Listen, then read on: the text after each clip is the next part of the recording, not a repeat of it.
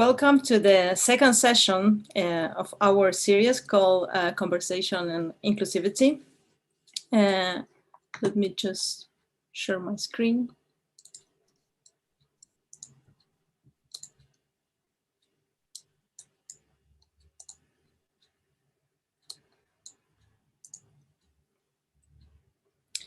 Okay, so today we have a session which title is Emerging Social Agendas. It is a conversation about design with communities about to think beyond the formality of design, beyond the academia. And it could be projected as a practical and a real life exercise. So I'm delighted to be in companion of part of the Digital Future team, Bayana Bogosian, Virginia Melnick, and Gustavo Rincon.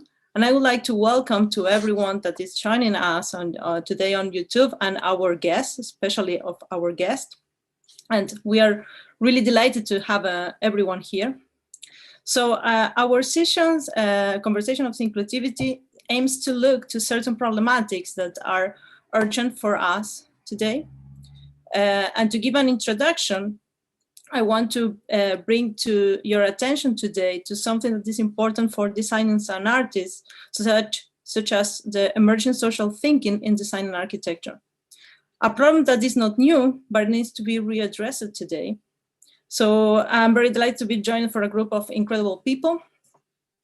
Here is, let me just come back to here, is Alejandro Hayek from Public Machinery, and also Liliana Conley Gallegos from CSUSB, and Sean Conley from After Oceanic, that we have him previously in our previous session, so welcome again.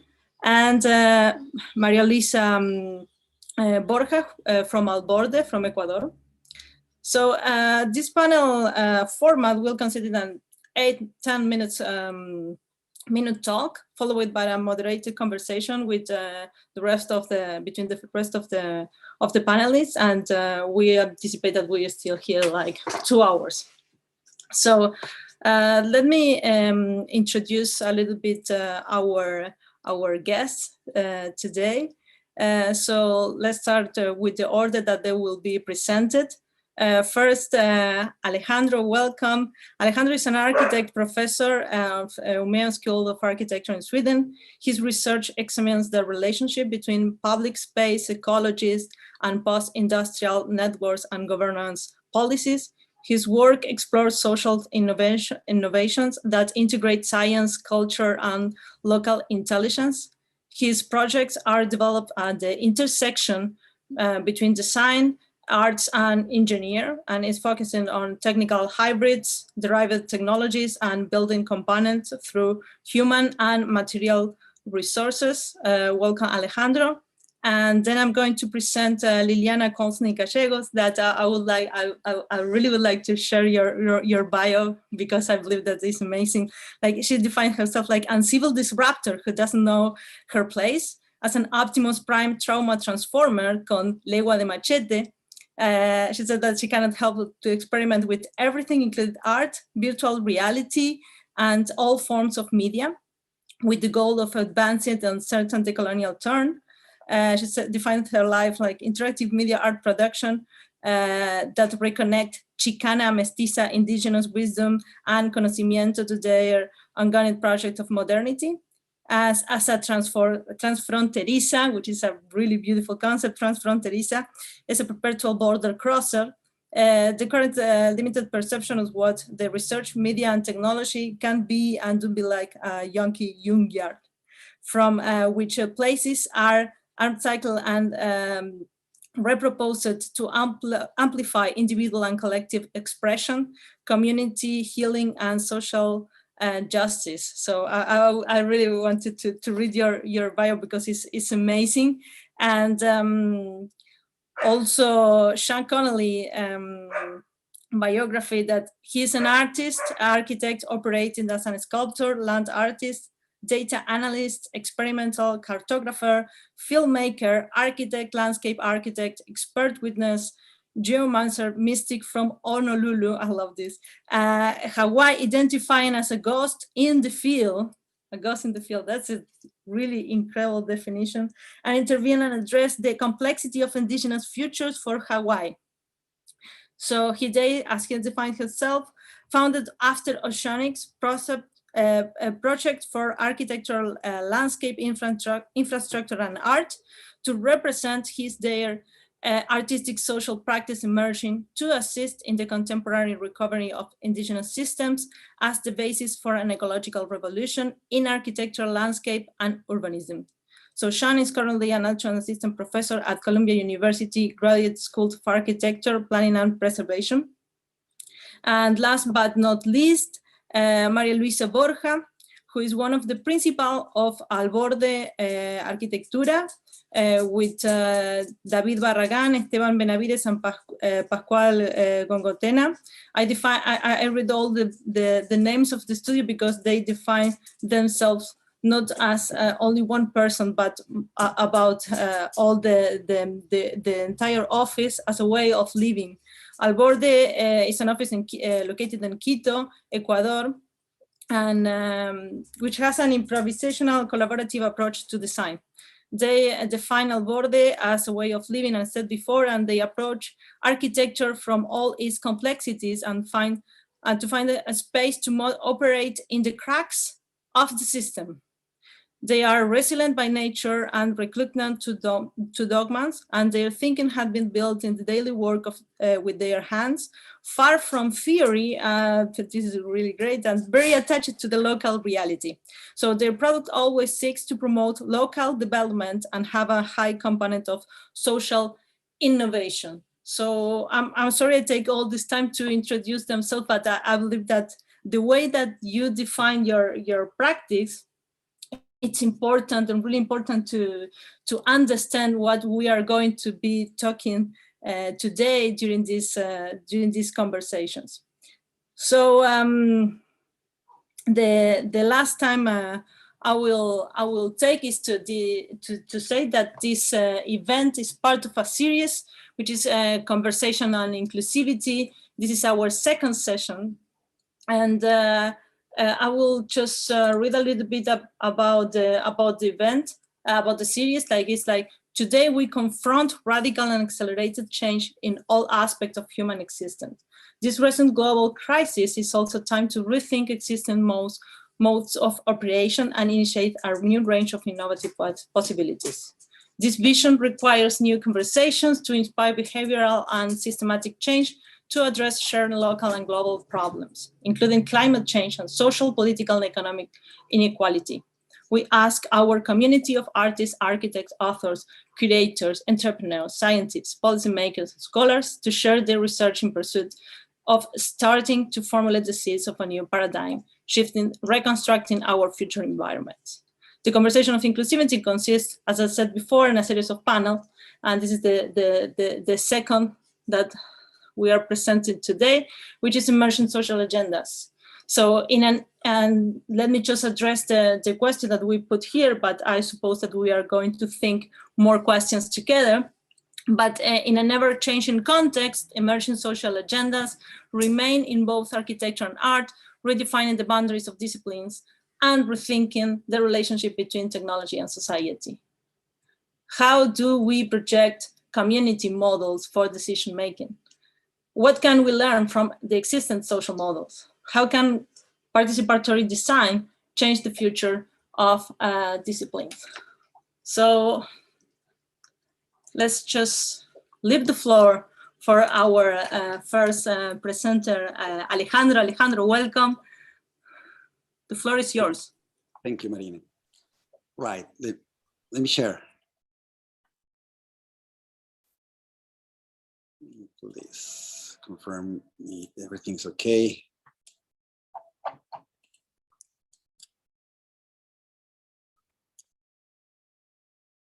All right, can you see it now? Yeah, we can see it. Great. All right. So basically from the question the event asked, we thought that to make up reconnections about or establish a new relations between the geography and the human perspective. And especially because it seems to be detached on our understanding about what the geography is able to receive, to contain as an implicit or DNA information. And yes, so in that make us understand that basically these confrontations between soft science and hard science, and between qualitative and quantitative methods, still the tools to analyze the geography, understand the geography, create a lot of ethical conflict in relation with how we understand the geography and the human behaviors, but especially the relation with these behaviors in dynamics into the natural environment. So when we see the Naturgermade of Humboldt, again, we understand from a matrix of double entrance and complex correlational cartography, we can be able to understand what happened in a very particular situations, but also globally. At the same time, we know that Kuhl has created this paradox understanding also that the geography or the cartography that we make from the geography and the understanding about the representation about that also is embedded into an economical factors and economical parameters. So they say the ground have value also. So when we try to unfold that information and understand the landscape as a data, also it's necessary to unfold and expand our understanding about possible tools to relate that content. But we have been trying to trace these, and especially in projects that we have been doing since 15 years ago, almost 2 decades ago, to understand what was really our influence, what happened within all our first actions, and to try to weave historically some kind of a cartography or inventory of actions that allow us to understand what we produce in time, but not just in space. So when we create this network and analyze that every project is connected actually with an international network of corporations in a sort of a new territorial diplomacy. So in that make us understand that there are rules and forces that intervene into the logistics of this landscape, but especially some kind of imposed rules that create an artificial scar or an artificial ground that is not able to recognize the social dynamics. So we have constantly a conflict between urban programming or territorial programming and social dynamics and also the understanding of a complex ecodiversity. So if you see there what happened in Caracas in the 50s and what ends this territorial planning that end in a meta landscape, in a new territorial, let's say, legal structure, and we have new geopolitical cells that are try to understand what happened in these new borders and new limits. And as you know, of course, it's impossible to relate this with the spatialization or geospatial limits and territories from the municipalities or legal institutions. But then we need to understand other rules that and other dynamics that rule the territory and the ground. So, but basically understanding this sometimes we know that those conditions change, especially in favelas in Caracas after let's say for free educations, generation through generations, that we know that the people that live today in favelas is far away, the people that moved from the rural to the urban in the beginning of the last century or in the middle of the last century, but instead they are professional technicians that are trying to, let's say, conciliate the local knowledge and let's say the intelligence that exists in the side, but also the new influence for science and technologies and new knowledge, let's say academic knowledge. When we trace what happened with every participant of these parks from 15 years ago, that some of them start as a kid and now they are others, we see that the territory content is a social machine. It's content is a social factory, contain all the energy and the knowledge necessary to be reprogrammable, adjustable, and and understanding collectively. So all the influence of these persons, of course, are temporals, didn't occur in the same times, but actually create a choreography of actions within the territory and the human expertises.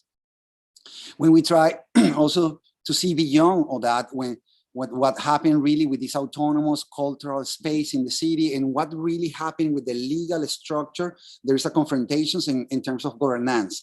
So we know there are free territories, free lands, they have developed their own rules, sometimes even their own currency or ways of exchange, knowledge, resources, and other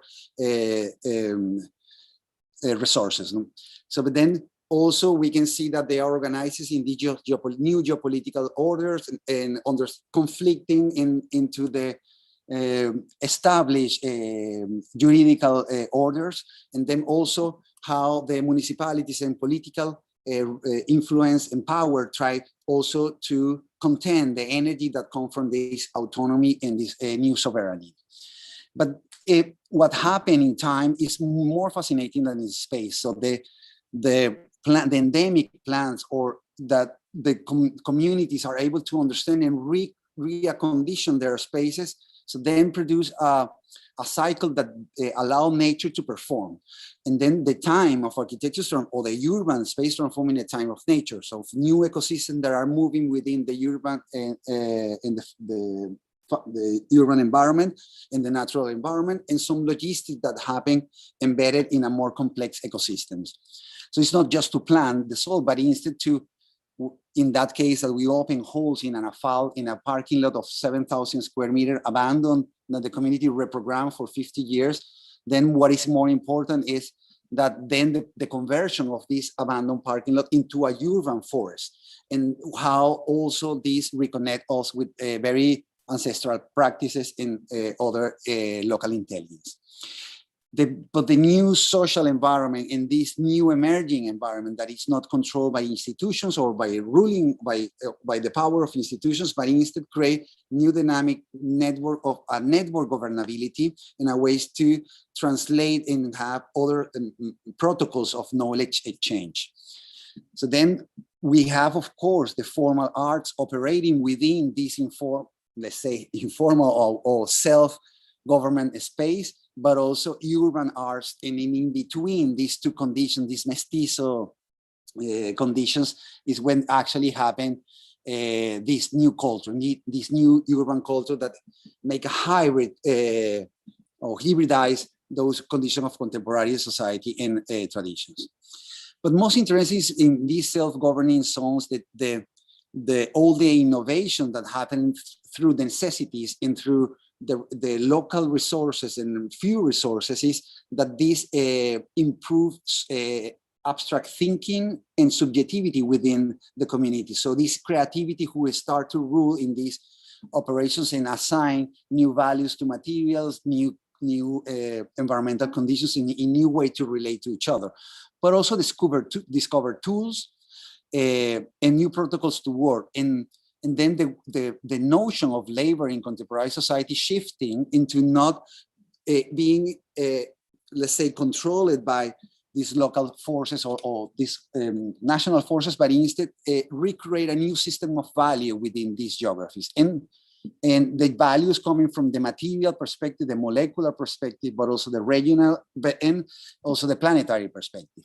Some of these guys in the policies, autonomous policies to improve the cultural productions in these new geographies, then after more than a decade, create a network that is some sort of invisible network for us to tackle, but is where the tools are necessary to really understand what are the peoples that visit, what is the commute, the trajectories that they've developed, and how these technologies have been spread around all these new territories in new landscape. So the cultural knowledge and the knowledge exchange happen in a different way. So there is a script, a coding, or some kind of algorithm is implicit in the DNA of this new geography that is in the let's say these conjunctions between technological implementations in natural landscape resources in industrial ways and cultural knowledge.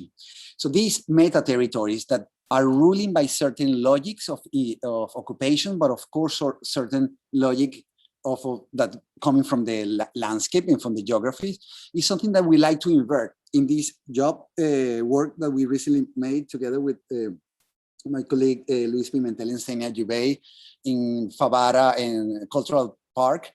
We try to build back or bring back these energies and technologies that were inserted after Second World War by Italian, Portuguese, and Spanish in Latin America, and especially became, you know, the concrete, the formwork, the casting became a technology super easy for everybody. So it's, let's say, what is one of the most important technology, the transferential knowledge, technological knowledge into the last century, and in these self-government, self-produced territories. So we asked a carpenter from Favara to reinterpret the geography of these favelas that actually were is to bring back this technology in Farm Cultural Park in Favara. We just reviewed different materials that were there and try to send to the carpenter the logic in script, the script logic into the geography, and try to see how these leftovers from years and years of industrial experimentations could be revealed and reveal the same geography that 50 years ago was inserted by these new technologies.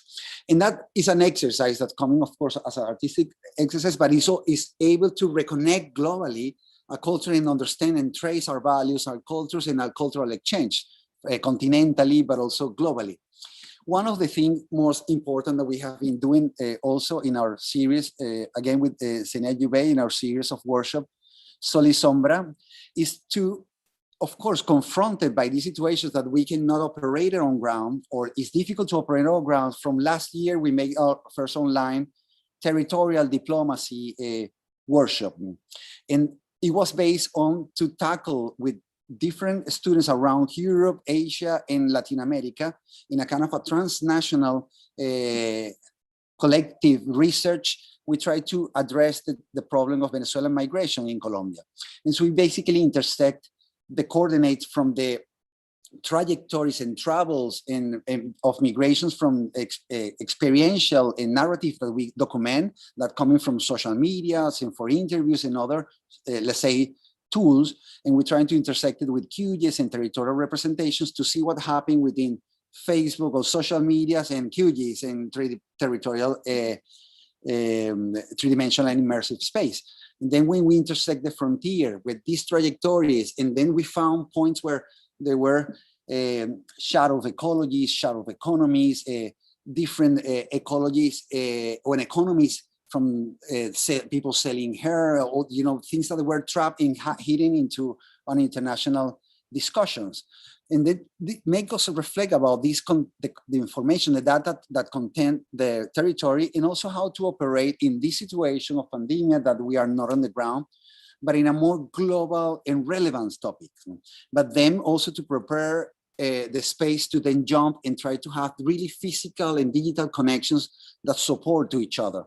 We are making now the second version that is mapping the Orinoco River and all the situation of extractivists, indigenous, and local culture that is missing by international forces, and also try to understand this as the river as a territorial or planetary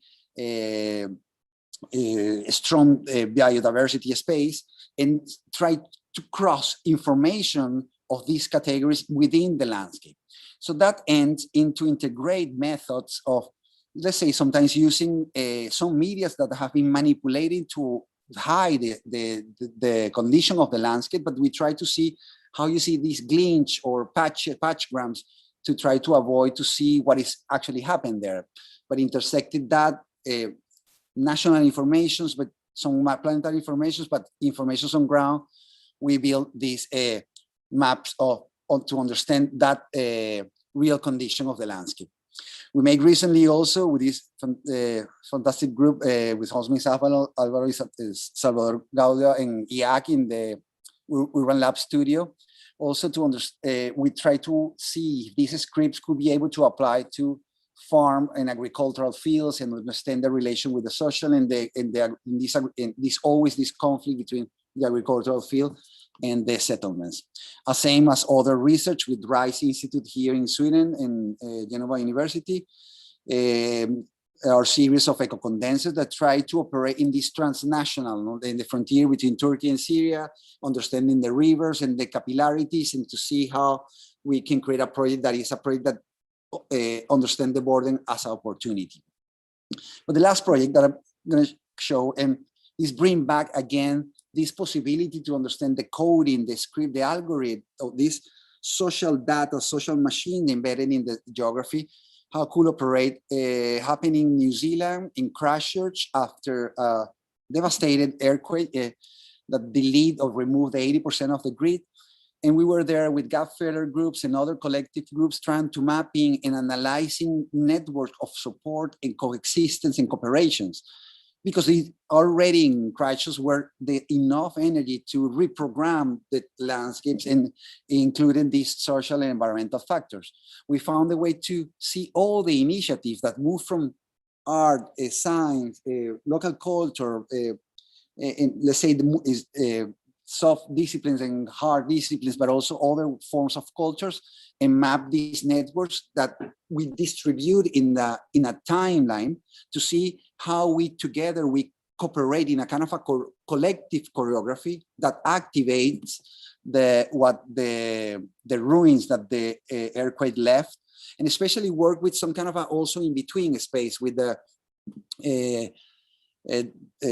relations with and cooperations with informatic schools. We also find a way to create a softwares where in this traditional way that New Zealand's put the national parks, we try to put a frame that everybody can see the building that fell down, but what is the project, and upload project for the buildings and open let's say a collective discussions of what is the city that the people like to have. So then the people is able to vote, upload projects, and create a constant collective discussions and decision makings. And sometimes some devices are not finishing buildings that reveal these social demands and social anticipations, and try to see if the building have some steps to after be deployed, be put it in the confrontations between these social forces, and try to operate by the demand of these social forces to transform in artifacts that can collect energies or can gather together different initiatives. That ends in a quite beautiful reprogrammation of one of the main streets of Christchurch that we trace the historical, was the skyline that the city used to have, and try to rebuild it with the same element that the buildings are built. So let's say the scaffold machines, so the machines to build were actually our devices to construct, to build. And that became fascinating because everybody put their venues out. So there was not the city indoor, but the city outdoor. And that instantaneous reprogrammation put 25,000 people in Christchurch, in a city that was not able to resist that. But that is, if we manage the way to understand that in this complexity that is embedded in geographies, we are able to create these lines or networks of corporations and reprogram physically, digitally the landscape. We will be able to scale it up, also create networks that we are able to connect in a planetary perspective, but respecting the global, the local conditions. We will be able to understand what we are creating, not such a different and dramatic situations that detach us from the geography and from understanding of the geography, creating a second scar or a second nature that still it seems to be necessary to put our attentions to understand those logics, codes, algorithms, and dynamics that the landscape has implicit. Thank you very much for this invitation, Marina. And so. Thank you, Alejandro. Amazing. Thank you. Great, great presentation, and I can wait to go to the conversation about this, and to also to talk a little bit more about your work and about your understanding about mapping and landscape and the idea of also of the datascapes, like the data landscapes, no, in a way. So thank you, Alejandro. And then now is Liliana ready to present. Liliana, welcome. Well, thank you. Can you hear me? It's a pleasure to have you here. Yes, we hear you and we see your screen. Thank you so much for having me here. And Gustavo, Marina, thank you. I will start. So I'm a transfronteriza, and that's a person who perpetually crosses borders, back and forth, a nomadic legacy of my native indigenous and also European immigrant blood. The border model perpetuates binarism and hierarchical thinking. And through the internalization of capitalist and colonized impositions, some think of borders as protection or as indisputable. But when you perpetually cross nationalist borders, you get a different view, one with slight privilege, but not without oppression when you're still visibly brown or Black. So you become clearly aware of the diverse and conflicting ways of being and knowing that exist, regardless of those clear demarcations that supposedly should be. And here in the in-between, in what Ansaldúa says is a state of mind, a sensibility called nepantla, you can clearly see the bullshit, right? Borders are so volatile that they change over time and continue to change. As decontextualized banalities that they are like infected Band-Aids being used to seal a deep gushing wound of supremacist imposition and death. And maybe others with similar experiences can explain it differently, but due to my own experience, this border vision implanted in me a radar that recognizes the reconfiguration and materialization of the same ideology in other dimensions of the mind, aesthetics, design, and yes, even in the spirit. I'm not sorry to express myself freely because spirits like mine, they call us rebel spirits, but we would not be rebellious if something did not exist to impose that label upon us, fighting to be ourselves, right? And the oral and intellectual attacks are truly nothing. It's a small price to pay when others were raped, physically attacked, forcefully deported, even when they were born here, and lynched for walking around too proud of being indigenous or of being Mexican or speaking Spanish or any other indigenous language, or being what they refer to as too uppity, right? All this to introduce you to my take and critique on the discussion on our panel today.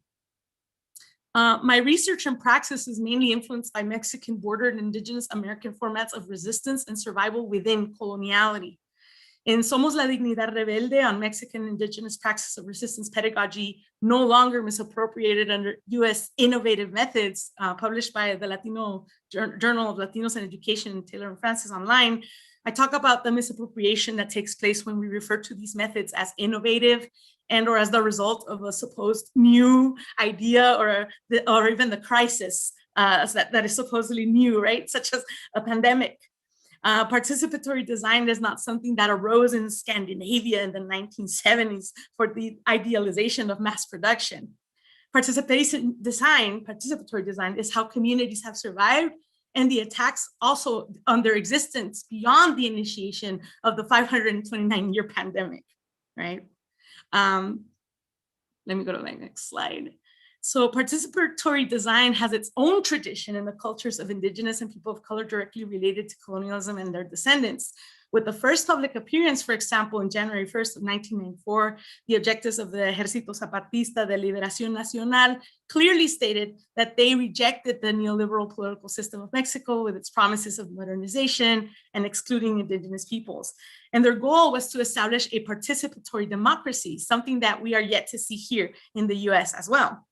And participatory design is directly related to a circular or spiral organization like the Caracoles, or the snails, what they named their independent municipalities of Chiapaneca communities, and thus a spiral, hierarchical, and spectrum logic, unlike the hierarchical logic and binary thinking that continues to misappropriate these designs, erasing the roots and cultures of resistance to coloniality, right? And to wear this cool mask of inclusivity. So the obsession and preference for hierarchical, unilateral, and individualistic formats often ignored those other cultural formats. And this begat appropriation by hacked perceptions on epistemology, or the way in which and what and how knowledge is understood to be and education is configured. We are all misappropriating ideas when we take what is constantly cited, and we do not invite people or indigenous knowledges, which are rarely invited to the table, because they do not have enough accolades or whatever you may want to invent as a measuring stick. Academics and social success are usually based on how well people consume, internalize, and regurgitate the current globalized and imposed formats, not just the content of knowledge production. And you get rewarded when you do this, and when you don't, you get ignored at best, and at worst, you get killed, right? Especially when your work is to make others aware, or when you demand answers. The shared history of the imposition of modernity between the US and Latin America had the goals of de-indigenization of peoples. Did you know that in 2014, 43 Mexican students who were to be teachers were murdered? And it was because they were teaching in indigenous resistance modalities within a normalist school, which participatory design is one. And they were about to initiate a revolutionary program to reconfigure pedagogy in Mexican higher education. When we discuss these modalities without referring to these atrocities, it's like murdering them a second, third, fourth, ad infinitum and ad nauseum. These innovative formats, which began to be developed mainly within the realm of education, today known as experiential learning, participatory action research, community service learning, were actually misappropriated forms of indigenous participatory knowledge production, teaching and learning designs taught which rural normalist schools in Mexico and boarding schools in the US and twisted and used further to indoctrinate indigenous peoples into coloniality, to kill the Indian and save the man. And now they kill the man and save the agents to the legacy of coloniality, which can be from anywhere in the world and from any race. In my nomadic and temporary remapping and divergent way of producing knowledge, I incorporate indigenous designs, which are perceived as resistance to coloniality, again, because Eurocentric ways have been given so much weight in centering. And with the goals of participatory design grounded on our indigenous histories, I have built a program for my mentees where I consider the issues we face as a community and use interactive art and art production interventions to tackle these issues, but also to enhance learning with hands-on experiences that actually build up their resumes. San Bernardino Nuestro was an invitation to listen to our students and learn from their intimate experiences with the lack of diversity, equity, and inclusion, not only on campus, but throughout their educational experience. The exhibit is composed of VR pieces, representation, juxtaposed to analog, intimate testimonials, sharing around the lack of diversity in educational and social spaces. During the intermission, there was a screening of a recap of US history of racial oppression ties, and this tied students' testimonies into a genealogy of resistance. And the intimate personal testimonies were composed of collages projected onto a large screen, which become a wall, right? Together with the oral component voiced by the students themselves, and their private experiences filled the room as a microcosmic reality. A subculture became public, right? And the VR productions, which were representations of the public, became a private microcosmic sub-reality centering on ignored student discourse using the underground architectural space under the weight of our library. Next slide. The Art of Dreaming is a 3-part series where students turned trash generated by the art department into pieces that represented the realities of being undocumented. We were joined by community artists who sculpted, performed music, and spoken word live. And the art pieces were donated, and we held an exhibition at the San Bernardino Garcia Center for the Arts.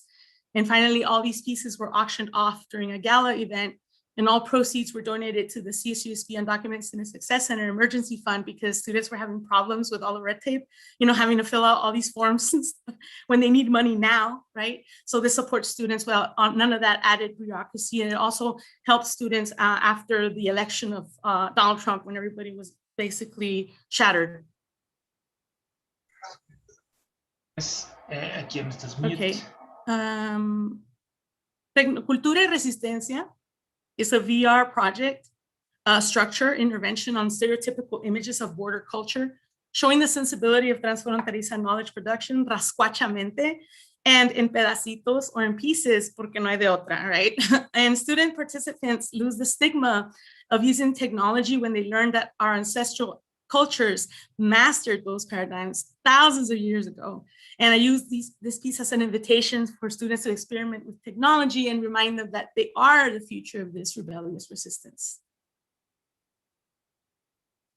When we co-create, we're practicing in an act of love that people have sacrificed even their lives to maintain and uphold, To fully love, we have to be brave and transgress formats, the ways in which we're supposed to act and do, be it as a professor or an architect, transgressor of the ways we produce knowledge, right? We must also acknowledge and uplift the content from which this clarity stems, right? So consciousness of and proper attention to the decolonial experience will liberate the world. We all actually do exist beyond borders and beyond all dimensions. And thank you. Thank you, Liliana. That's a great, amazing work. Gracias. Fabulous. Yes, yes. Muchas gracias a ti por tu presentación. So thank you for your presentation. And now let's, I have a lot of comments as well to talk a little bit more about your work, or at least I will stay like forever talking with you guys, because it's amazing work what you're doing. So now, but we need to move on for our next presentation. It's a pleasure to have Sean Connolly here. Welcome again, second time today in our session of Digital Futures. Thank you, Sean, for joining us. Thank you so much for having me. That was an incredible presentation to follow, and so I'm incredibly humbled to be here. Thank you so much. Let's see. I am following from a previous presentation, and then so I feel a little reluctant to repeat myself. But should I just I guess in the context of our conversation, I will share some similar content. Let's see here. One moment. This image here is a video showing the militarization of the island of Oahu. I'm born and raised in Honolulu, Hawaii. I identify as a Pacific Islander American, pan-oceanic diaspora. My family has settled in Hawaii from all around, and I grew up in a family that is essentially Native Hawaiian, Filipino, Portuguese, a little bit of Chinese, a little bit of Japanese. So this sort of like the quintessential cross-section of settler colonialism in Hawaii, and my niece and nephew are the first in my family to grow up speaking Native Hawaiian as a first language, and so it's I come to the table with an incredible amount of hope because of our next generation, but also responsibility to declare the atrocities that have happened to Hawaii. This map being the atrocity of militarization that has continued to destabilize our food system, our water systems, our language systems. The thing that everybody needs to realize is that anyone who uses GPS or Wi-Fi is benefiting from the illegal occupation of the Pacific. The vast technological advancements of things like GPS were made off of electronic communications and navigation developments pioneered by the United States military from the 1890s to the 1990s at the astronomical expense of Native Hawaiians and Pacific Islanders, who continued to pay for the cost of this technology with our lives. And that the sort of tourist gaze that is attached to our concept of Hawaii sort of shrouds the perception of the disparities experienced around Hawaii and the Pacific. Native Hawaiians and Pacific Islanders have the lowest life expectancy compared to any other American, for example. I could definitely go on and on about the atrocities. I first and foremost identify as an activist, and my venue for activism is as an artist, architect. And I sort of describe myself identifying as a ghost in the field, which has really been a way to describe my experience, in terms of the context of this presentation or our conversation in the participatory design and inclusivity. I have had a very sort of, as somebody from Hawaii, as a Pacific Islander American from Hawaii trying to work, let's say, on the continental United States, I definitely, even though I am a white passing, I identify as a queer white passing person of color, and my experience working in the field, the best way I can sort of describe that is somewhat of a ghost. And I won't get into all the sort of like nitty-gritty details of that experience because it still is quite privileged. But if there's anything that I can sort of, I don't know who the audience is, but I am imagining there are people trying to figure out like how to fit into the process. And I think of a dear friend, Miwa Tamanaha. She's taken such good care of my sister, and her sort of advice in terms of like working in these sort of decolonial realms, realms of resistance, realms of activism, is that we have to protect ourselves. And so the way that I have found to protect myself within the sort of like American operating system is to, I incorporated myself and this as a practice after Oceanic projects for architecture, landscape, infrastructure, and art. And one thing that I felt is sort of different in terms of how I identify my practice as an artist architect, whereas, the typical sort of presentation of this is to describe this as my studio, or to describe it maybe as a creative social practice. But the way I describe it is that this is the legal entity to represent myself. And so I sort of created a legal entity to protect my practice.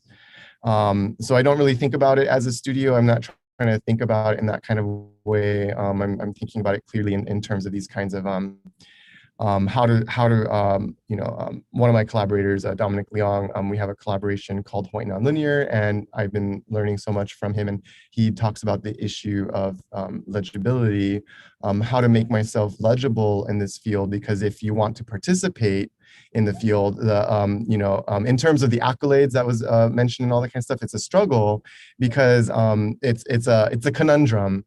It's a conundrum of how do you make yourself legible so that you can participate, and then use the privilege attached with that participation to actually dismantle and quite frankly destroy codes of oppression. And so that's sort of how I describe my practice after Oceanic. This diagram, very, very sort of rigid portrait of the way I might sort of diagram the concept of the silo. We talk about the military industrial complex, but that also includes academia and the profession. And so this sort of idea that I operate sort of on the interstitial space in between. Conceptually, each square represents sort of the continent, and here I am the island.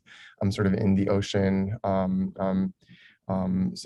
relating to things. I love the term, I love thinking, I don't love the term, but I like the vocabulary of being able to talk about indigenous, talking about settler colonialism, trying to find ways to understand how people can frame their relationship to colonialism.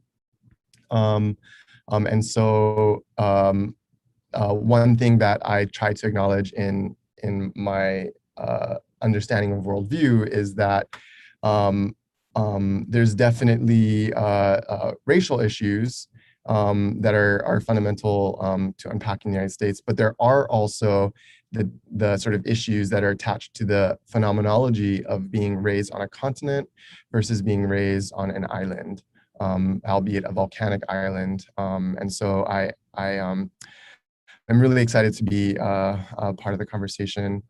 I almost feel that I shouldn't share any of the actual work, but I will sort of just go through some of the the breadth of the practice. The work that I'm most proud of are the examples of work where I actually get to work with the material and think about the concept of participation and the sort of concepts of inclusivity.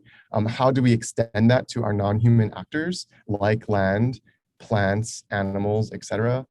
We're sort of taught that there is no distinction between let's say in Hawaiian, Aina is the term for land, and Kanaka is the term for human, and there's no distinction between Aina and Kanaka. And so my work here, this work was titled A Small Area of Land, and it was about questioning our relationship to land. This work was produced in 2013 in a gallery operated by a Native Hawaiian activist, arts activist, and essentially mother of our community, Miley Meyer. And only until recently did this artwork get some academic attention. And so I just want to sort of take a moment to thank Erin Kasman for writing a journal article in Pacific Arts because it helps me become legible in the sort of art world, where he describes this work, if I just quote his sort of description, of a small area of land, 32,000 pounds of earth and matter at II Gallery in Kaka'ako, was composed of volcanic sand and soil, which I deemed as two of Hawaii's most politically charged materials and highly valued commodities. They were sourced from the island. I allowed the sculpture to slowly erode in the gallery over the course of its installation, a non-gesture toward what might seem to be uncontrollable disintegration. But this is where I really appreciate how Erin articulated the work.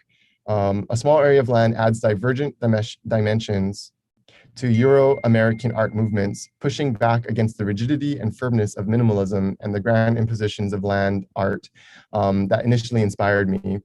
The work expands the notion of land beyond a material or merely site-specific interests for artists into something that additionally includes more explicit references to structural systems of dispossession, exploitation, theft, and lasting injustices.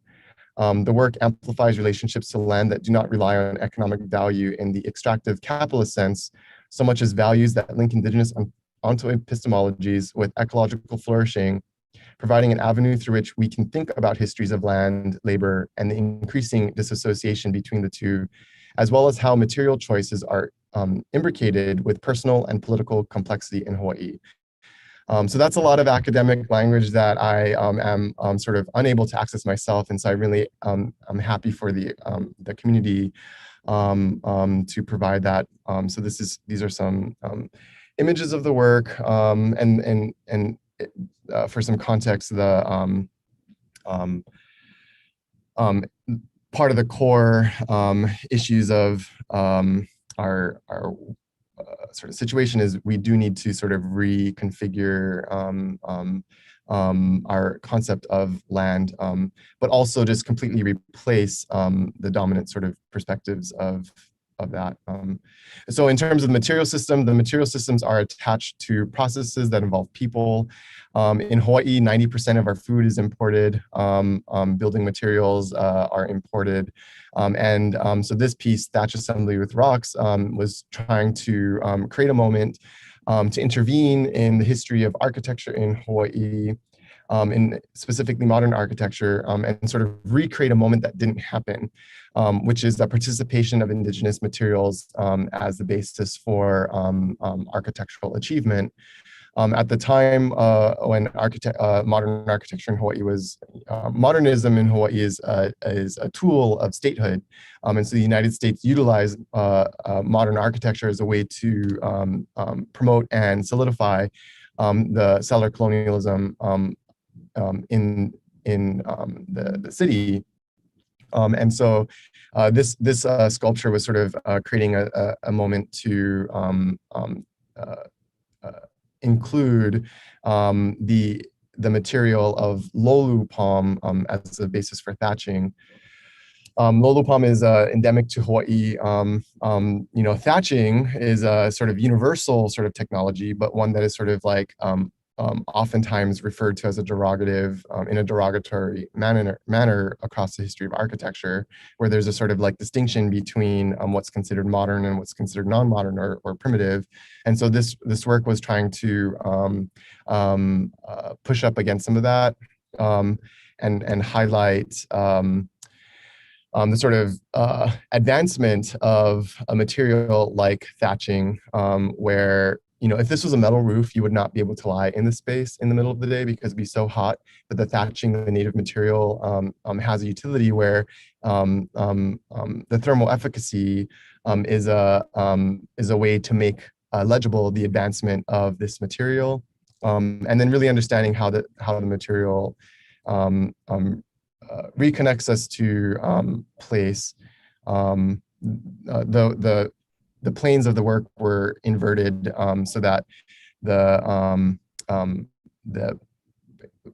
experience of the work enabled the viewer to see the how rigorous and advanced the repetition of the material is, versus when you just look at the sort of thatching from the outside, you don't, that the rigor of the craft is not as legible. I believe I'm probably out of time. But you know, in terms of participation, the last work that I'll sort of share is currently up at Thomas Square, which is the site. It's the oldest park in the city of Honolulu, and it's also the site of celebrated as the site of Hawaiian sovereignty. In 1843, the British illegally annexed Hawaii for 6 months, which almost started a war between the British and the United States. And so the British repatriated the Hawaiian Islands to the Hawaiian Kingdom, and Hawaii was acknowledged as an independent sovereign nation.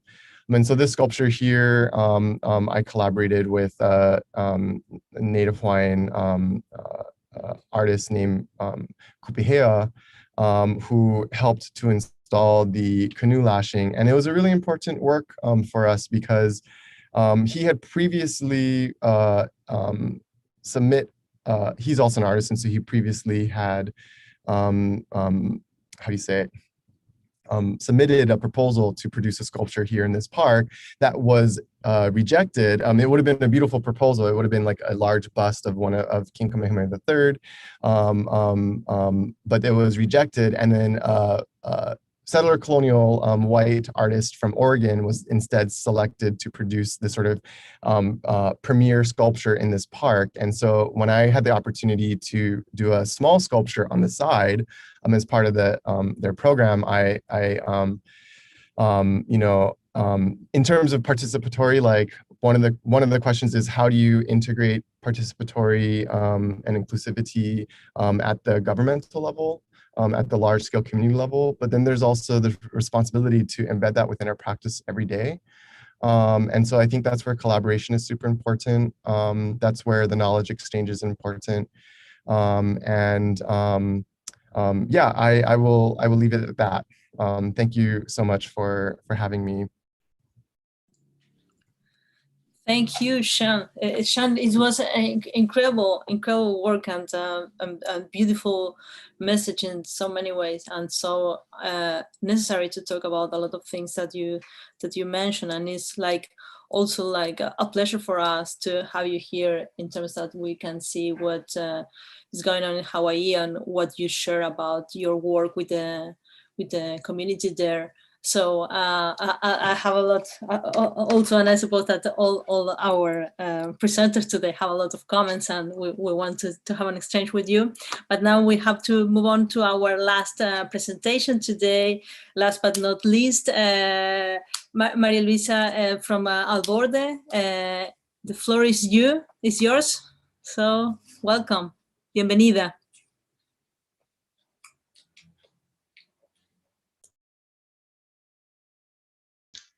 Thank you so much. Hello, guys.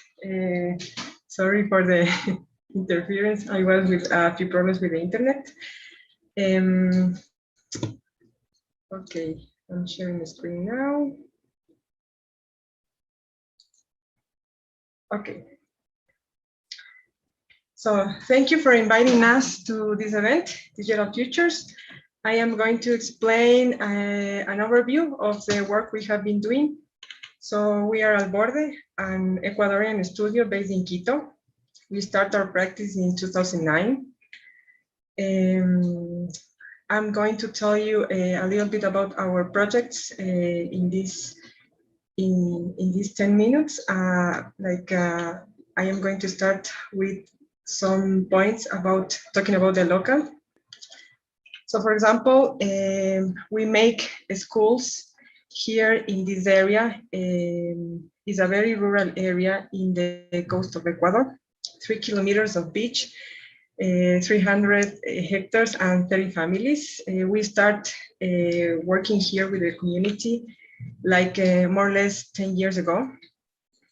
For us was very interesting to get to know the resources, the materials, the construction technologies that people have there. This for us was interesting because it gives us information for designing and then also for the construction process. So this is the first project we did there. This was the first school.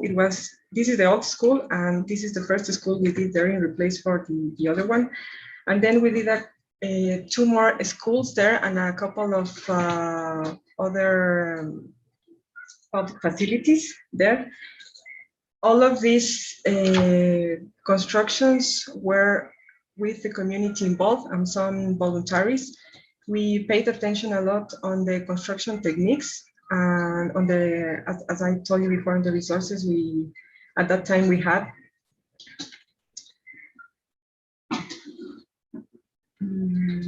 This is the end of our approach in 10 years. In the end, we finally built the first school that was a classroom. Then the other school was a system, a construction system that you can build. You can start growing in them, and it expands with the space. And the third one was more like a school we did with the community there.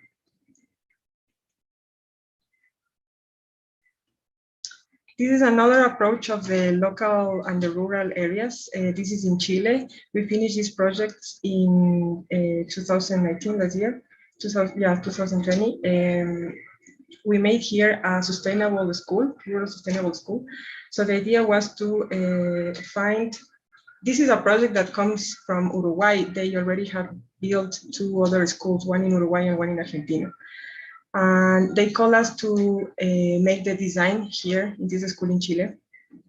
And we made a context to find schools that were already developing strategies, sustainable strategies, but we can support the architecture and the construction there in the school. No?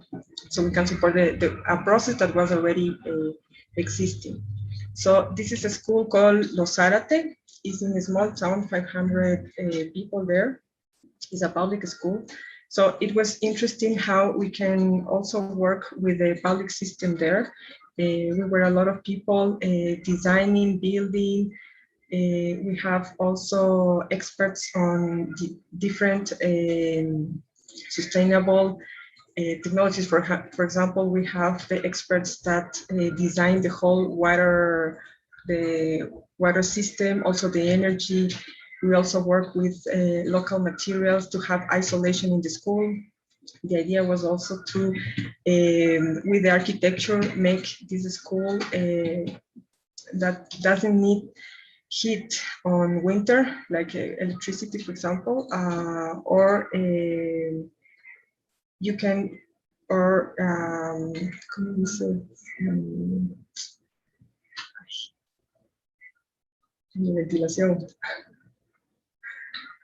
like ventilation, natural ventilation, ventilation system. So everything, the architecture, the idea is that the architecture works for that you cannot, there is no need for using heating or electricity to have fans, for example, or stuff like that, to cool the space on the summer. One of the strategies, for example, was putting this greenhouse in front of the classrooms. Also, with the sustainable approach we made here, the idea also was to give more space to the school. And this space, because we need to do a lot of stuff there to arrange, because everything needs to grow, we have to have like our strategies or our rules, our principles to make the design. This design was also made with the community, with the participation with the community as well in the process. And in the end, we built it in 10 months with more or less 100 people there. It's also what that we wanted to do, the construction process, an academy as well. So the idea was that half of the people were skilled labor and half of the people were students with no need for construction, for knowing construction skills. And in this academy, they have also theory classes and the building on-site classes. And we have also made some other approaches in the construction that we mixed with academy. For example, in this school that I told you before in the rural beach here in Ecuador, the last phase of our project was that we have students and they by themselves build their public facilities with the architects as teachers, like somehow an approach more like if we make classes somehow. This is also what we did when we make classes at the university. For example, this is a project here in Quito, Ecuador, we made. The students approach the community. This is a one semester project. We also have been working on this in Lima, Peru. In Lima, Peru, a strategy is a little bit different. We work with a couple of teachers there, so the strategy is not just teaching the students, but having a whole teachers group with to whom we work with for these projects. It's also an approach that the students go to the community to design and build there on site. So it's interesting because the students have classes on site on the university, and they also go to the places. They expose their models, their ideas to the community as well. They have to develop and face, like in a more realistic and concrete way, technologies and construction problems that normally in the university there is not necessarily need to face these things. This is a community center we built with the students. This is also a public facility that we built with students in Lima, Peru.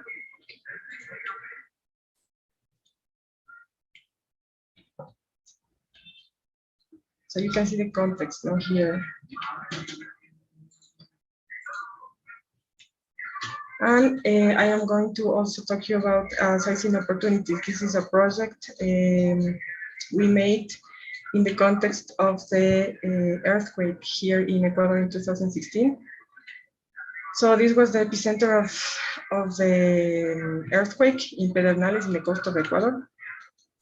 This was more or less what the emergency brought to people. And there you can see also how the solutions that from outside and also from the government, they were planning to do in these scenarios. And also the programs the government have for these scenarios as well. Also in the parallel to this earthquake, we have the event of the Habitat 3. And in there we have this pavilion in Infonavit that it was a Mexican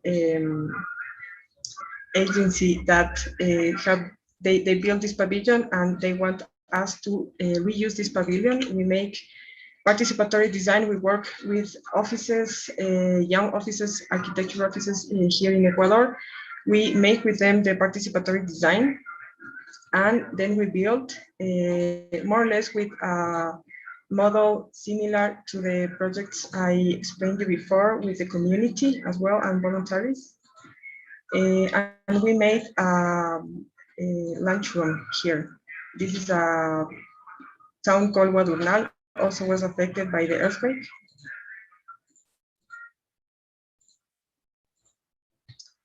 And I want to show you these images because it's all here. I think it's also a context that there's a lot of participatory.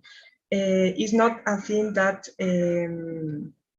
it's just some people doing, but it's on the communities normally gathered together, and it's a way of also resolving their problems by themselves. No? So there's also a movement.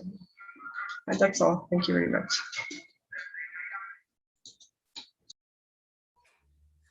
This is a beautiful, an amazing work. You know, the 10 years is a lot. It's a lot of production. No, it's incredible.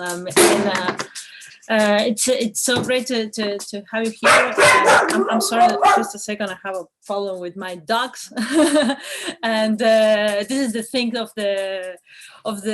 all these Zoom events. You know, you never know when the dog start barking, or the kids start crying, or the cat start, you know, jumping on the screen. So, but it's an incredible work, and I believe that all what we have seen here in all the presentations, it's a way to, in certain, I will try to refer to this work that Sean showed us about. Like, it seems like what we are doing here is like we are building like kind of landscape, you know, and we have like all these practices together here, and all this in a way different approach to social issues and to work or the social agenda itself. But I could see that there is like also in all the different aspects that you approach in terms of decolonialization, no? What it means. And I will think it like in a way, if we can see this through the lens of history, and also with the first images of Alejandro in terms of landscape, no, and comments of Liliana about decolonization, we can see like through the history, like all these layers, no, and with in a way what we are doing is like going deeper through all these layers, no, to try to find like some hiding things, no, to try to visualize them. And I believe that that's a super interesting way to see our practice, and how we locate a practice, or how we define our practice. And which is not only one, no, it's more to be, I love this definition of Liliana, to be in between, no, to be like a person who all the time is crossing the borders. And what we are doing here finally is to crossing the borders. I mean, we have like different practice located in different parts of the world, and we can see that anyway, it seems to be like really important to approach to these issues. And also, and a last comment, and then I will start with one question just to break the ice. But in a way, I believe that this platform is a way to talk things that are not inside the academy, and we can have like a different, I don't know if it's like an outsider point of view, but a different point of view that what we share in the academy.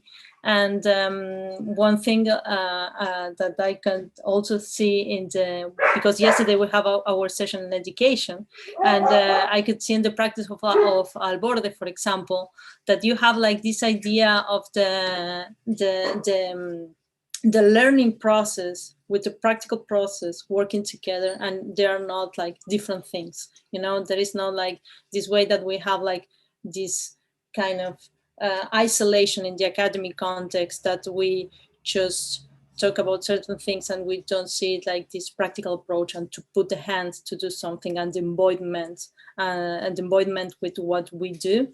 And then I can also see through all this the different work that you show today. So I believe that maybe the first question, just to break the ice, because I I would like to have like more like a kind of conversation, not just question from my side. But we have like these three first questions about, in a way, one is oriented about some more like historical approach in terms of what you think about the models that we have, what we can learn from existent models of social or approaches to the social through our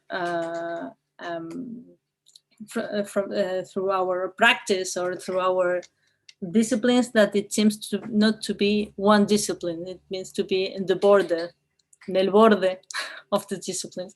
So that would be my first approach. What do you think that we can, and I will try to direct this question to Liliana first. What do you think that we can learn? You talk about previous, you talk a little bit about history, and what do you think we can learn about the previous models and how we can reinvent it, or how can we work with them? So, thank you. Well, thank you for the question. But I'm just like, because I just, it's not an easy question, and you don't need to answer it. No. But It's maybe because I already had something together in my head, but I'm just gonna say something first, and then I'm gonna try to answer the question in my perspective. Sean, I want to thank you for acknowledging that, you know, how it is.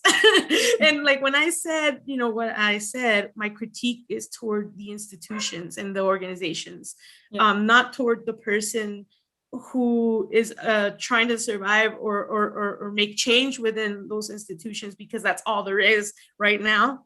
And that has to be acknowledged. Like Emma Perez says, assimilation is also a form of resistance. Especially when once you're in, you start opening the doors, the windows, and you start carrying people in. You know, you put your name next to them, their name first or yours first, whatever, but you're next to them. You know, so that's so important, because I think binary thinking takes us to that place where it's either or, right? Which this will channel into answering that question Marina just asked. Where it's like, no, it's actually a complex interplay where we're constantly negotiating. But at the same time, we acknowledge that those things are happening, because we're not about to gaslight each other, you know? Like, we're going to say, yes, this is happening, like it's real. But we have to conform in a certain way, or take parts, like be free thinkers within that acknowledgement. So it's not about throwing everything away, burning everything down, because that would be just the same thing that the settler colonialists did. They burnt away and turned everything down without listening or taking any parts and developing those further, you know, or intermingling or cooperating, right? So I don't believe that it's about destroying anything. It's about inviting. It's about incorporating more, making it more diverse in the sense of like more different types of voices, right? And I just wanted to take this opportunity also to express something that I expressed yesterday at another conversation I was invited to. I was not in the panel, but I was invited to, you know, discuss, which is that we're talking about a 500-year reprogramming where we are meant to think hierarchically about things. And because we think that way, suddenly when you hear an indigenous perspective, because indigenous perspectives can be many, it's not just one. We're a whole continent, right? 2 continents and the center as well, right? Those are taken as destructive or negative, but that's because you're seeing it from that perspective of supremacy. But because that supremacy is being questioned, then it looks like you're rebellious, but we're not rebellious. We're just trying to be ourselves, you know? That's just like a point I wanted to make. Yes, that's great. And I want to pick up also in your comment that you let, can you come back, or I'll explain a little bit more about the comment about the indigenous, how we can refer to indigenous, if we can we talk about indigenous? Oh, and on YouTube? Yeah, I want to pick up at that comment because I'm really later. If you can explain a little bit more about it, because it's something that, in a way, it seems to be a continuum. Like before our previous session in the really workshop, that we were discussing several of these topics as well. I don't want to take much time. Just 30 seconds because I want enough people to talk. But indigenous people, of course, there's indigenous people everywhere. But when we're talking about decoloniality, we're talking about the shared experience of indigenous peoples with settler colonialism from Western Europe. We're being very precise. Now, when we say, oh, let's invite everybody from all over the world and make this international, that's diversity, right? And it's like, no, actually, yeah, it is, but it's not the type of diversity that we're claiming, that we want, we're reclaiming for, which is that you include those people who were systematically silenced within the context of coloniality in the Americas and around the world, in other parts of the world. But please first acknowledge as indigenous peoples here in the Americas, African American and descendants here in the Americas, the resultant mestizos who are lost and don't know that they're even indigenous. And then also Asian Americans, to the degree they were part of that construction. And then later, all other international migrants that had to come because of neoliberal policies all over the world, right?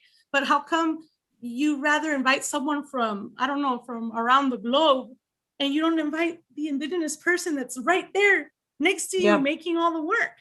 Like, but they use that as kind of like a tapujo, no? Like a cover up, to not invite those people who are going to say things that make people feel uncomfortable, that, you know, that question this whole idea of diversity, equity, and inclusion in these formats. Okay, ya me voy a callar. No, because I believe it was a super interesting comment. That's why I'm sorry if I put it on the spot. It wasn't my intention, but I believe it's a great approach to this. And so maybe just to continue with this, and then you can just let me like I want to let all this go free in terms of how the conversation is going. But I could see like in this one question I have in terms of what you Alejandro shows about your work is like this idea of geography and human practice.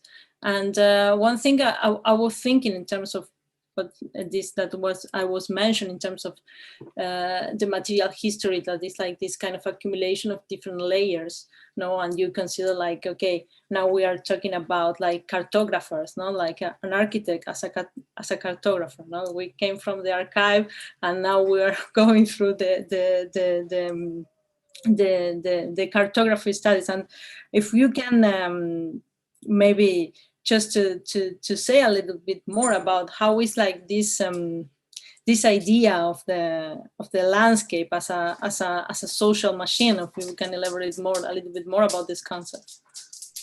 Yeah, fantastic, Marina. Yes, I think that all of us are in a way confronting with an ongoing negotiation between nature, culture, landscape, and industry. Let's say, now there are forces that are really shaping and defining the way that we live today. And in these ongoing negotiations, all these practices are trying to, let's say, that raise the awareness or at least create spaces for debate. And that spaces for debate is not a space for conflicts, it's a space for a confrontation, yes, and to really opens up for new protocols of collaborations and actually new democratic protocols. It's like it seems that it's not enough to say that something is democratic, because democracy have so many failures, no? so many instruments, protocols, conditions, hierarchies that actually are not working coherently, and we still not talk about that. So it's like and those, of course, those experiences are, in a way, they are bring people to justice and or allow us to create situated practice to experience that in a kind of a living works, and together make a collective experience, transitional experiments, because we don't know where we go, but at least, and that is, you know, the paradox of the knowledge that is applied immediately to something, but not the knowledge, the accumulation of knowledge, and then how we apply that through disciplines and establish knowledge or institutional knowledge. But instead, a way to develop dynamics that allow to enhance or found new ways to correlate this knowledge and create from oral, technical, institutional, academical knowledge, but also other things that are maybe are not written, or they are, let's say, they just exist embedded in the landscapes. Like, and if you experience that conditions, you can reach this knowledge, but otherwise it's not controlled by these hierarchies of institutions and academy. But yes, but it's not that we refuse that, but instead to understand that there are those instruments to analyze realities are politicized and give, of course, an interpretation of reality. And then we again position another way of structure and so on. So we actually we are trapped in that conditions. But at least the agency of research, the integrity of research, is effectively to open at least ways, open new models to understand where we live and put it in the discussion. And in that way, we can see that relevant practice that you were mentioning, Marina, is, of course, we can categorize it I have to confess that being here, I know that in the case of Alborde, for example, with the Escuela Nueva Esperanza, that's something that we relate a lot, the ongoing, long-term projects, ongoing projects, or something that is evolving, but it's not just in the process of building, is the process of that really is left experience in ways to cooperate and work together. So, but if we don't do that, and are we able to at least confront it, see it in the space, not try to make it homogenic and translate it to every context, because it's not working in every context. See some rules that are more global, shareable, and some others that are more specific and more local. So that definitely, I will say that we are, these intentions are maybe not to establish new rules, but really to interpret the possibility of new models that are enhanced or filled by subjectivity, and that is what allows us to recreate our practice and see our labors in a different way in society. Yes. Yes, and I was thinking like this, going also taking or like some comments with Indiana term about the deployment of some binary approach to think that there is like no. It seems not to be like a decision. Like where is your approach? It's like more a territorial approach, or is more like a focus approach or a local approach, that as Maria Luisa was showing us, like in terms of to focus in one thing and doing like and building even with the technical aspect all this process, but you show like the other view in terms of understand like huge territory, and there is like I believe that this is an interesting thing in terms of what it means to make a map, for example, and if you can fit everything on the map, what is going onto the map, no? And I believe this is like something I read from Bateson, that he said like what is going on to the map is the difference, no? So and I believe that's a really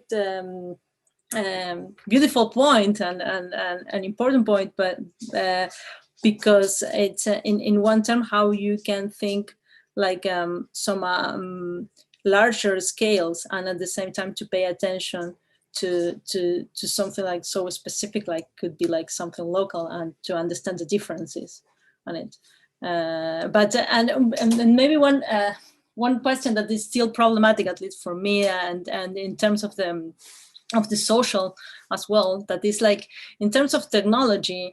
What do you think about to have access to everything, you know, what it means to see everything all the time, or to have the possibility to see everything? Because it seems that we can see everything, no? We have like these satellite views, and it seems to be like so promising. Yes, you can see everything, but then you understand also that it's like a kind of surveillance in terms of, okay, but I'm seeing everything. So you can see like part of the planet that before it shouldn't be accessible, at least in terms of control, for example, which is like super problematic for social aspects. So what do you think about it? I don't want to put you on the spot, but what do you think about this idea that you can see everything? Is okay, I will let you there because I have my my approach to it, but what do you think about it?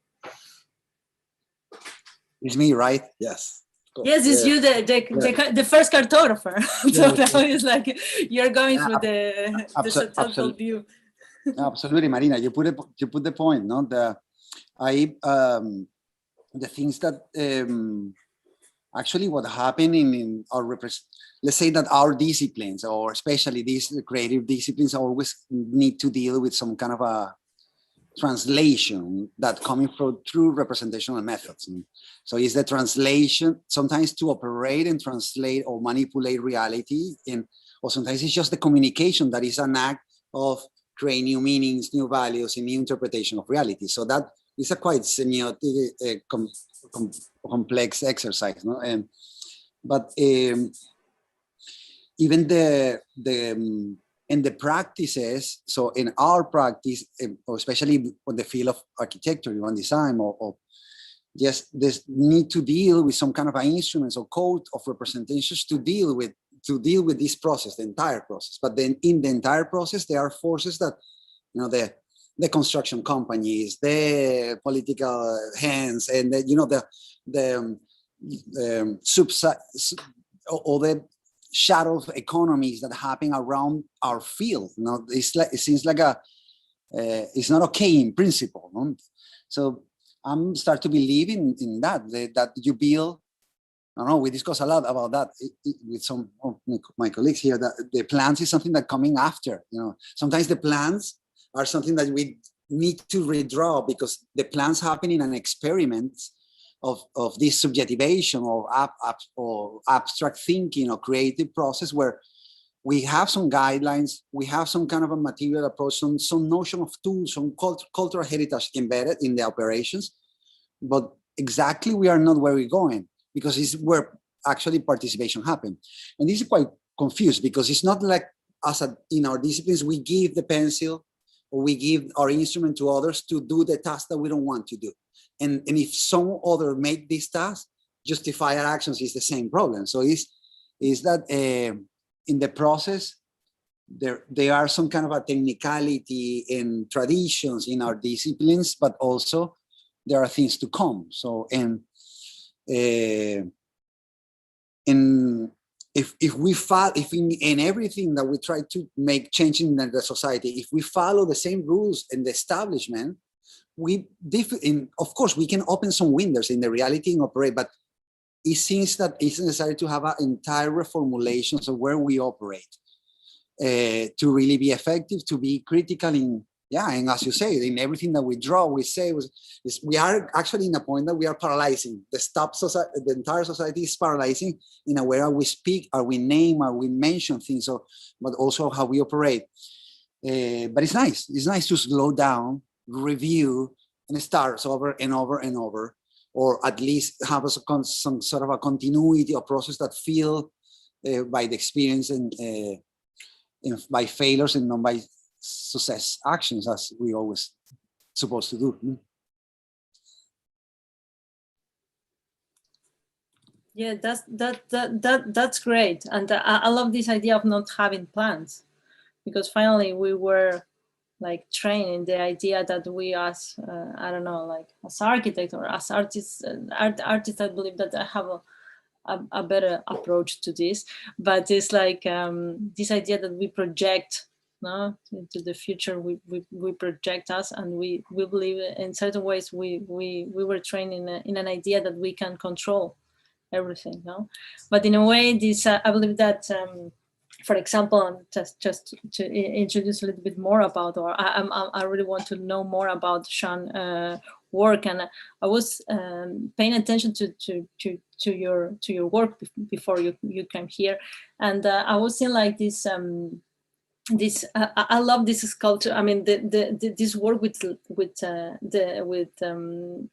these layers and how you use matter to understand like something like is present here. I mean, in terms of architecture, has this logic. No, it's we are like in a way like it's like part of the accumulation like a mountain is, but with a different time scale. Maybe no, there are longer processes, but they're still. And I was in like this, and it seems to be also like an open-ended work, no? Because I could see like more ground around the sculpture. It's like it's not something finished, you know. It's just something like you. I just want to know more about how was the experience or the process that you went through your work, and how is this idea? I mean, I would love to learn more about the process, not just about the result, because it seems not to be finished, no. So it's like I don't know what. Thank you. Yeah,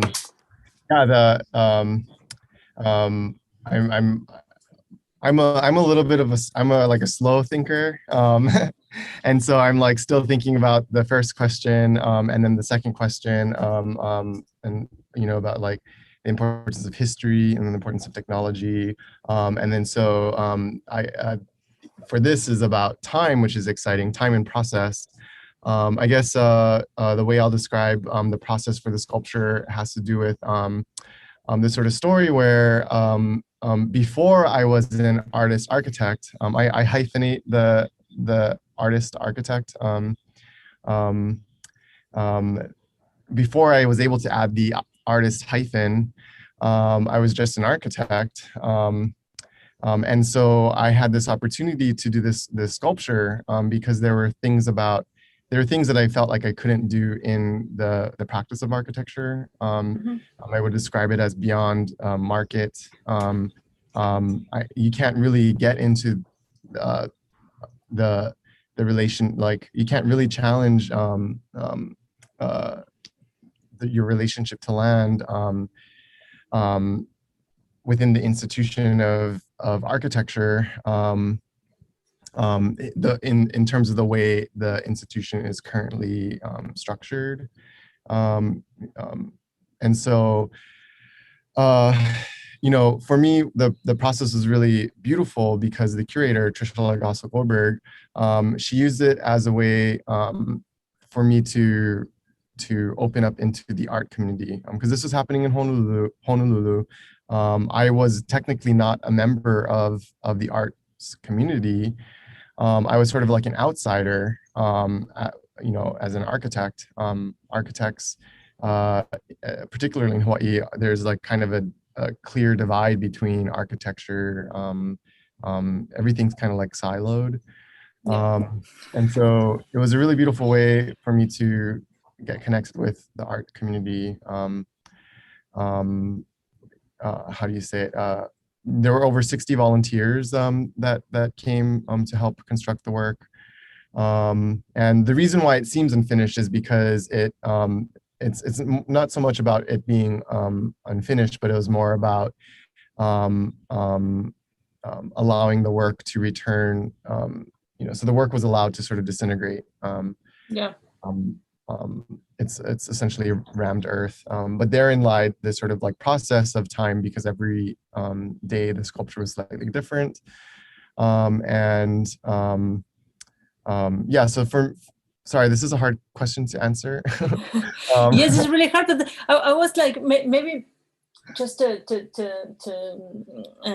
jump in on this, because now, yes, of course, it's related with the first question in terms of history, now in terms of how we think all these material layers in certain ways. And it's also related, I believe, with the previous conversation that we have about who owned the land, finally, no? Because this idea of moving like the land from space and put it like in a kind of, you know, like exhibition, like here's the I mean, here is the all these layers, but now you can see them.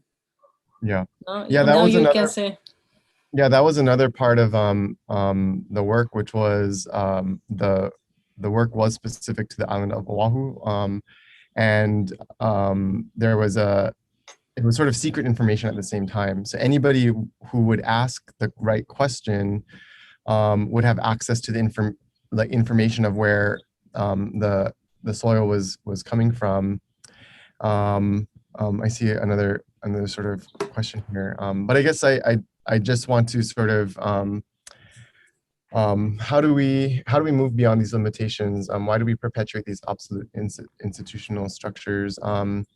That is a great question, and that's where I think it requires our generations to be brave and to you know, if I can just sort of make a comment about history, it's in Hawaii we have the saying "Kava mamua, kava mahope," which is the past informs the present. And so we need to remember our history, but it's not just about remembering our history, it's also about rebuilding a relationship to that history. Yeah. And so I feel like Liliana would have some more amazing things to say about that. I'm also super excited to hear what Maria Lucia has to say. But yeah. Me too, Maria Luisa. What do you think? I want to hear your thoughts. I really love your work. All you've done. You've done so much. It's amazing. Thank you very much. I was a little bit nervous because of the internet stuff. No, but you are here finally, so. Yeah.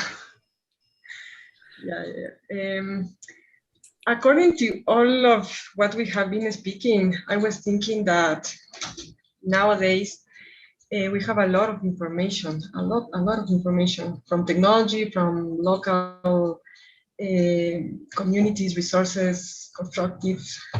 So I was thinking that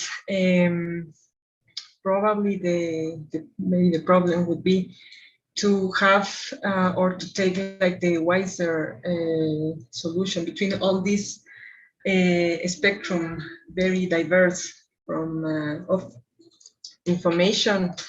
Where, when do you apply all this knowledge you have and you make it particular from solving that specific case? Because even if it's local, for example, or even if it's a school, it's not the same if you build a school during a 10-year process in a very isolated area, rather than if you build it in Chile, which is also rural, but has different logics. So I was thinking of that. So where and when you can, all this volume or information you have, you particularize in every project, in each project, and building the ideas, building the reflections that are going to be then the ideas that then take us to the design process with the people. So it's not just a process of gathering information, but also a process of, with all of them, seeing which ideas are more important than others, having conclusions with all of them, and then all together build the design and build the projects. Yeah. That's great, because it's also like challenging the like this idea of the author, no, the architect as an author who have all these ideas and can control everything.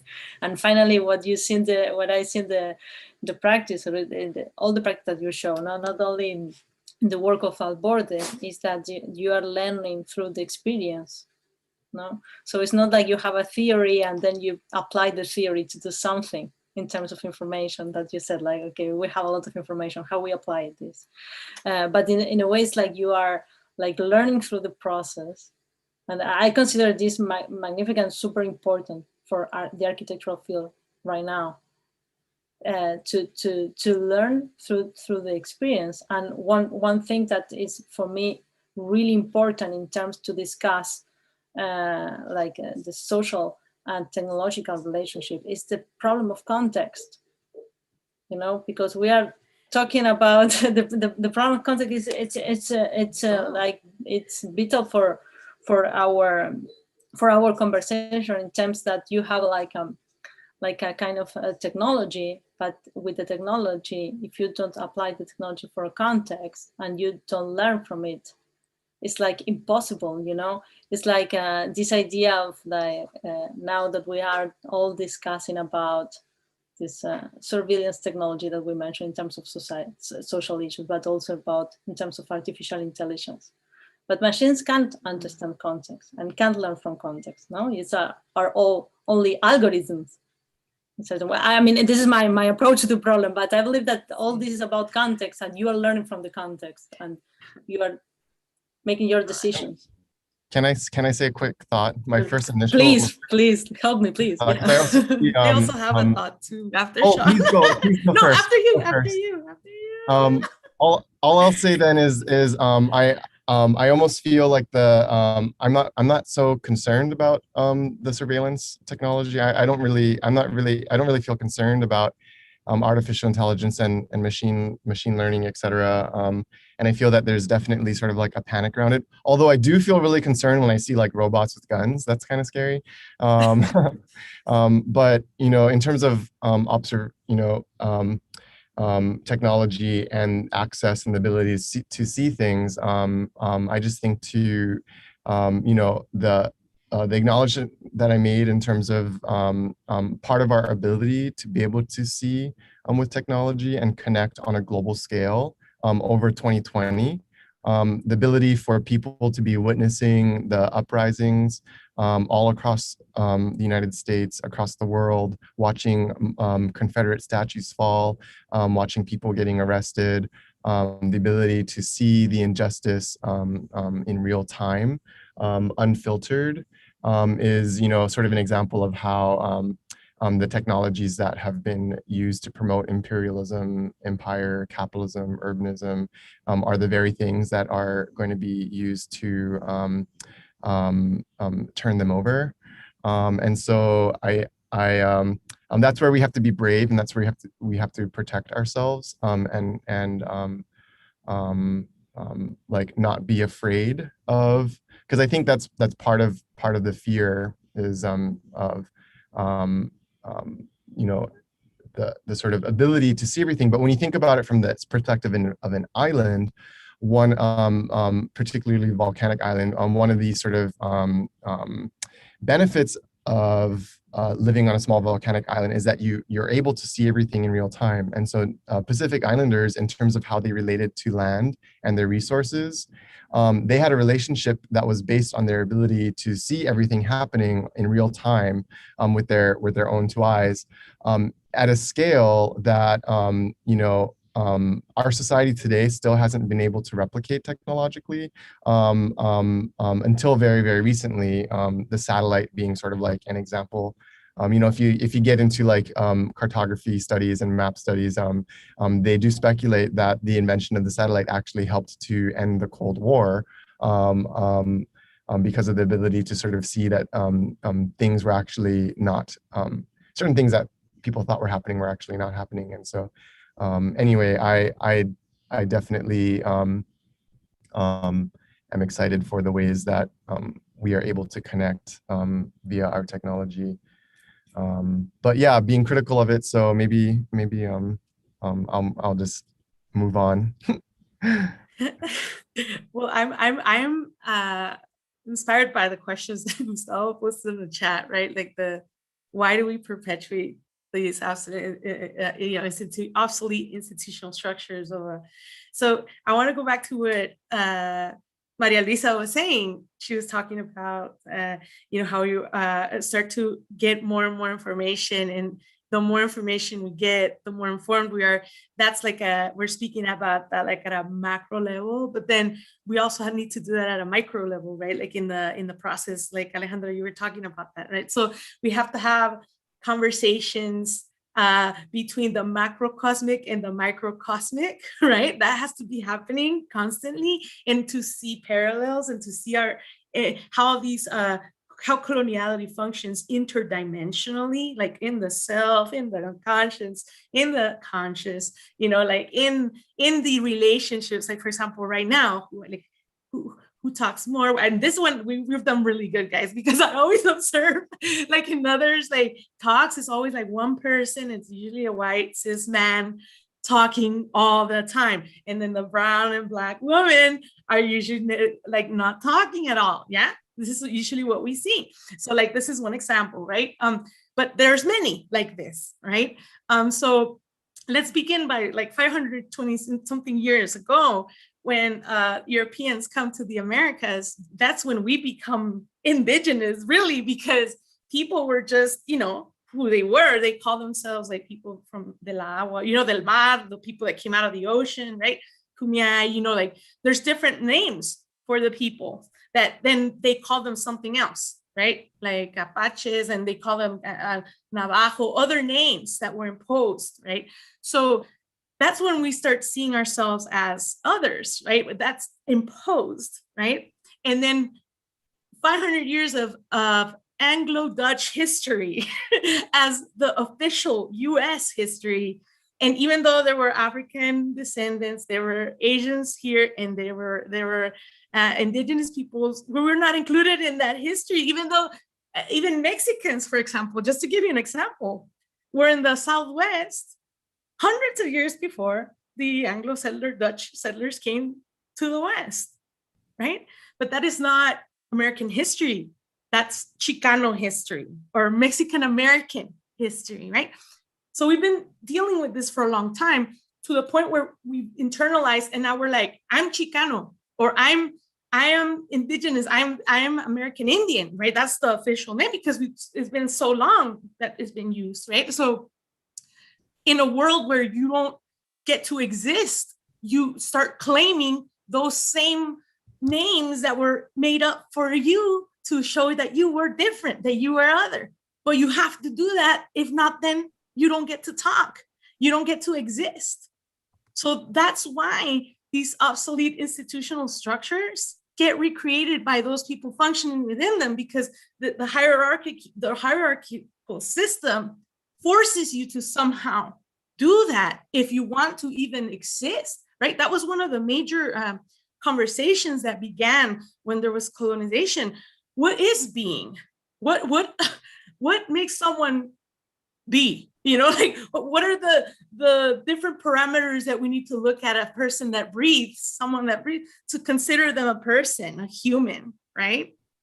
So this is what we're dealing with. So I think we need to learn this context. The historical context needs to be learned, because it's been hidden for so freaking long that we don't even know sometimes, like, that when we're fighting for something, we might be reconfirming coloniality, right? But that doesn't matter, because at the end of the day, we're moving towards something else, where we're being conscious that that's what we're doing. This is what we were talking about when I first started talking. Remember in the discussion, what Sean and I were saying, right? About you're talking, you know, like before it was like you didn't even exist, dude. Like it was like, and I'm not saying that's great, and I'm not saying that things don't need to change completely, like Alejandro said, because he's right. I take out my machete when I need to, but not all the time. You know what I mean? So there's like you have to do this, like this dance, because it's been going on for so long. How many years? 520 something years for it to get to this point. The project of transmodernity that Enrique Dussel talks about, he's from Argentina, right?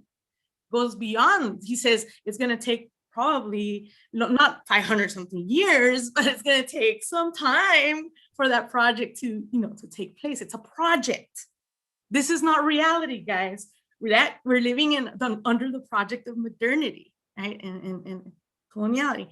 So anyway, that's what I see in the future. So to answer the other question, what do you see in the future? I see us shifting more towards more complex thinking, not hierarchical thinking, more circular spiral thinking, and more inclusion. I think we're moving forward towards that way. It's not going to be easy, just like it wasn't easy to get to this point and many people have died. Remember, that could possibly happen. It could not. We'll see. but it will, the shift, I think, is inevitable. That's what I think. It's inevitable. Beautiful. I believe so. I believe that too.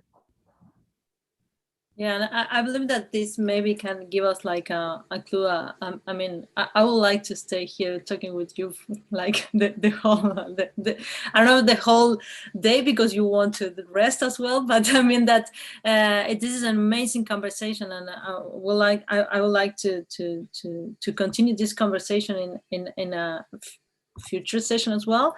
But I want to pick up to this last comment of Liliana. If you want to, I mean, in all of you, I want to say like a few last words for this session, not forever, but for this session, in terms of what do you think that, in which way can this idea of the participatory design, or of this al borde approach, no, like to be in between, like it seems to be something that we all share in a certain way. How do you think that this can change the future of disciplines? How do you see the future of discipline, the future of borders, the future of in a way, our approach in this participatory view of the world? So how do you see this in the future? Like a last comment for this. Well, maybe I can jump in and to say that quite exciting about the comments of Gustavo in the chat. Yes, of course, the same as Liliana. But yes, of course, just to wrap up this fantastic and open discussions, I'm super happy to be with Malus and Liliana here. I really admire the practice, and we said that yes, we know that today, so we have a reality that most of the cultural institutions are completely collapsed.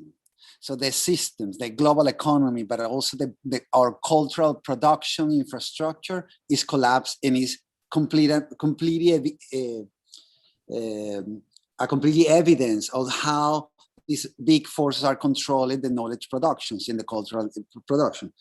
So it seems like it's not working. So it seems things could be more interesting to see the culture that is deploying the street as a first space for confrontation than in a museum, in an exhibition in a room. So that will bring us back to this idea of the street and as the ground as this surface of interactions and cultural exchange. And if you see, then Caracas, as many other countries in Latin America, and I guess on the world, so it's more of the 50% living in some kind of a informality, or that is, there's a lot of questions about the work, of course, or self-growing territories.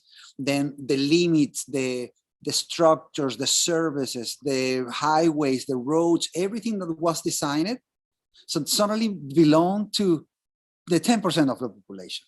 So while the other 90 is just living in this experimental, effervescent way to understand how to share things, resources, knowledge, interchange, so how to live in a parallel way. So it's basically we are running two systems, as we were saying before. And that is an opportunity to rethink this governance, and also the digital governance, as we were saying, the sovereignty, the autocracy, and think, yes, these tools seems to be the ones that, yes, it's always action of oppression, tools, the technological tools, but so civil society find a way to reinvent it and put it in favor to these collective initiatives. So it's always this battle, but I guess is that we can innovate in this. It's not that I'm completely skeptic about that, but I can see clearly how the forces of democracy in parties, in the structure that is based now, there's so many interests in projects of infrastructural projects and community projects. And then there is a endless loop that it seems not to be solved. We know that we aspire for new policies, but we know that the way that impose new policies is the way that control again. So it seems necessary to at least go slow, experiment, try to experiment few projects, but follow the track of their projects. For us in our disciplines, so not just in architecture, also in art and on design. So this idea of the artist that is performing or the artist that is pretending to be in a social moment to then extract it and publish. And so it's always complicated, that conditions. Huh? But this forces us not to use the spectacularity of our actions in a community, but instead to try to have a more long-term relation that really connect us as a citizens, as a part of the community, and not as this this even that if architecture is trying to just remediate and try to have a kind of a social approach. Instead, we are actually imposing another rule. So I would say that this is the field that we have in front. Yeah.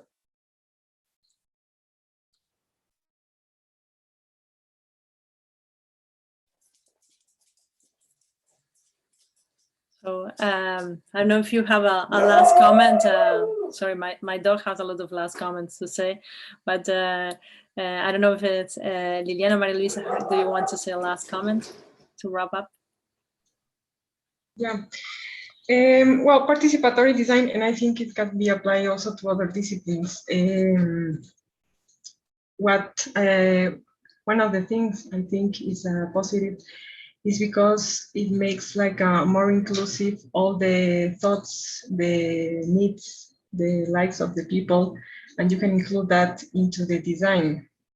And that's helpful for everybody, because you as an architect, you have tools, but you don't know, of course, everything about every place you are going to design or build. So it makes more sense to ask to collaborate with the people there. They already know what they like, and it's like a negotiation. So I think like in the future, in a more inclusive world where people can be more like express themselves, these techniques of participation or in making it more inclusive could also restructure a lot of stuff. I mean, universities, academy, ways of working, ways of collaborating in your office. I mean, a lot of places, no?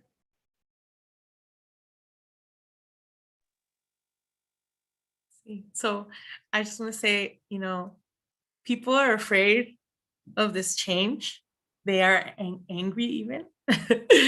But why are you afraid? Do you think we're going to do the same thing to you that you did to us? That's my question.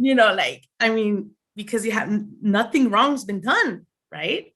These are the things that, these questions like, oh, there will be a revolution and people will die. But it's like people have been dying. So do you only care when it's Europeans that could die? These are my questions that I ask, right? Like, okay, so certain lives are more important than others, right? This is exactly why we need to change things, because of these thoughts that you're having in your head. They're speaking for themselves. You're telling us the answer in your own and your own reluctance and fear to see incorporation of different thoughts and ways of being and living. That in itself demonstrates that you know what we're talking about. So please stop gaslighting, and please begin to incorporate more people that will speak these different ways of seeing the world, that will share, right? Because the future has been 500 years ago already here. The future has been here. The reason why is because we have a hiccup. We've had a hiccup where these knowledges have been kept hostage or underground for so long, right? Now it's time to say, hey, you know what? We've been stupid. We haven't listened.